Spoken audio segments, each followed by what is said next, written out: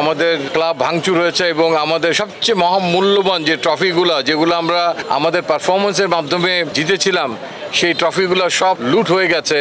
এটা শুনে সত্যি মর্মাহত যারা এই কর্মকাণ্ডের সঙ্গে জড়িত ছিলেন যে আপনারা একটু অনুগ্রহ করে এই ট্রফিগুলো ফেরত দিয়ে যান। আমাদের কোনো ক্ষোভ নাই, আর আপনারা এই ট্রফিগুলো ফেরত দিলে আমরা অত্যন্ত খুশি। এখানে আমার অগ্রজ অনেক খেলোয়াড় আছেন, অনুজ অনেক খেলোয়াড় আছেন এবং অনেক সংগঠক আছেন যাদের সঙ্গে একসঙ্গে আমরা এখানে খেলেছি।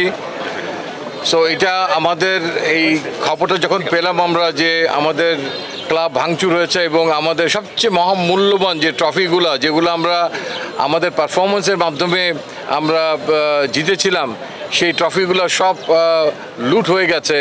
এটা শুনে সত্যি মর্মাহত এবং আমি ব্যক্তিগতভাবে লাস্ট বৃহস্পতিবার 8 তারিখে এসেছিলাম যে আসলে কিনা, এবং এসে সত্যি মর্মাহত হয়েছি।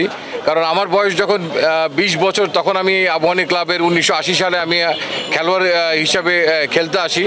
বহু স্মৃতি জড়িত, কয়েক যুগ ক্লাবের সঙ্গে খেলোয়াড় হিসাবে খেলেছি, সংগঠক হিসাবে ছিলাম। সো দ্যাট আমার সঙ্গে যারা খেলেছে footballer, hockey player, table tennis, অনেকের অনেক স্মৃতি, অনেক দলের বিজয়ের সঙ্গে আমরা উৎসব করেছি এই ট্রফিগুলোকে নিয়ে। এই ট্রফিগুলোকে ঘিরে আমাদের অনেক আনন্দ উচ্ছ্বাস ছিল কর্মকর্তা, সমর্থক এবং খেলোয়াড়দের।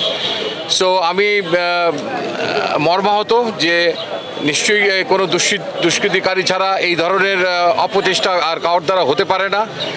তো এখানে এনাম ভাই বলে গেছেন, আমারও একই আকুতি থাকবে যে যারাই এগুলো নিয়ে গেছেন কিংবা যে কোনো মাধ্যমে হোক এই ট্রফিগুলো আমরা যদি আবার ফেরত পাই এবং ক্লাবের যথাস্থানে সেটা যদি আবার শোভা পায়, আমার মনে হয় আমরা জানি না আমরা সবাই 60-এর উপরে অনেক ম্যাক্সিমাম প্লেয়ার কে কতদিন বাঁচবো, বাট আমার মনে হয় যে এটা আমাদের জীবন সময় যে অর্জনটা ছিল সেই অর্জনটা যদি আবার দেখি যে এখানে পুনঃস্থাপিত হয়েছে, সেটাই হবে আমাদের জন্য সবচেয়ে বড় পাওয়া।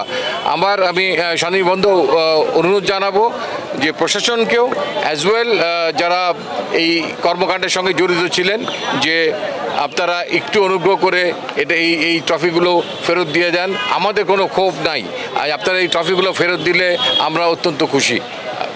আমি আর কথা পারবো না, অনেকেই কথা বলেছেন। সো আমার মনে হয় আমার নতুন করে কিছু বলার নেই। আপনারা সবাই যারা এসছেন গণমাধ্যম থেকে, আপনাদেরকে সবাইকে অসংখ্য ধন্যবাদ।